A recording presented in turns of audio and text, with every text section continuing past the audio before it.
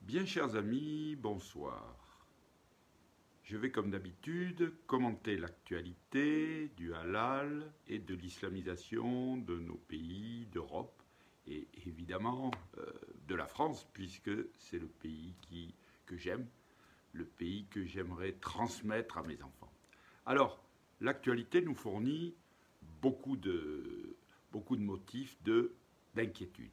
Alors, d'abord, premièrement, je vous ai parlé lors de ma dernière vidéo de ce qui se passe en Afghanistan, qui a fait prendre conscience, malgré tout, de ce que je dis déjà depuis un petit moment, avec le coronavirus, le Covid, qui occupe les esprits, qui monopolise les médias depuis de longs mois, et qui nous faisait oublier le coronavirus, le virus du Coran, le virus de l'islam.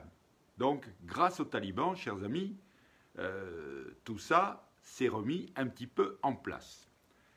Alors, je voudrais commenter ce soir ce qui s'est passé à Trappes.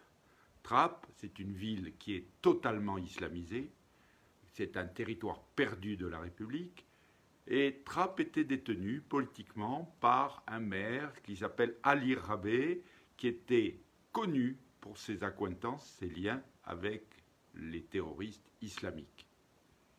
Il faisait partie de l'équipe de Benoît Hamon, hein, vous savez, qui est un islamiste, un pro-islam, un lécheur de babouche de première grandeur.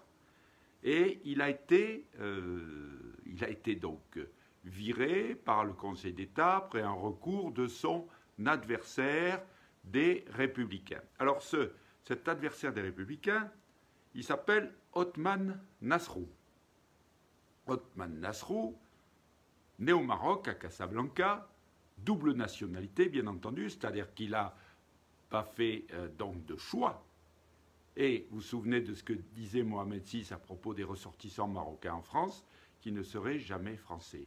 D'ailleurs, je trouve inadmissible, chers amis, que des gens qui postulent à un poste, à une fonction élective, soient des doubles nationaux. À quel pays prêteront-ils allégeance en cas de conflit? C'est quand même quelque chose de très grave. On devrait demander justement l'abandon d'une des deux nationalités. Mais, si vous voulez, on est tombé donc sur, encore une fois, quelqu'un qui appartient à l'islam et qui va propager l'islam. Et donc, propageant l'islam, il va propager le halal. Ce n'est pas avec des personnes comme ça. Alors, il paraît que c'est un chouchou de Valérie Pécresse. Et vous savez, donc, Valérie Pécresse, elle ne nous a pas donné un sentiment de grande volonté politique pour lutter contre l'immigration, pour lutter contre l'islam. C'est quelqu'un qui est particulièrement politiquement correct. Mais voyez donc, chers amis, comment, de façon sournoise, d'une façon ou d'une autre, lorsque l'islam n'a pas pu passer à gauche, il passe à droite, bien entendu, parce que tous nos politiciens essayent de caresser la bête dans le sens du poil.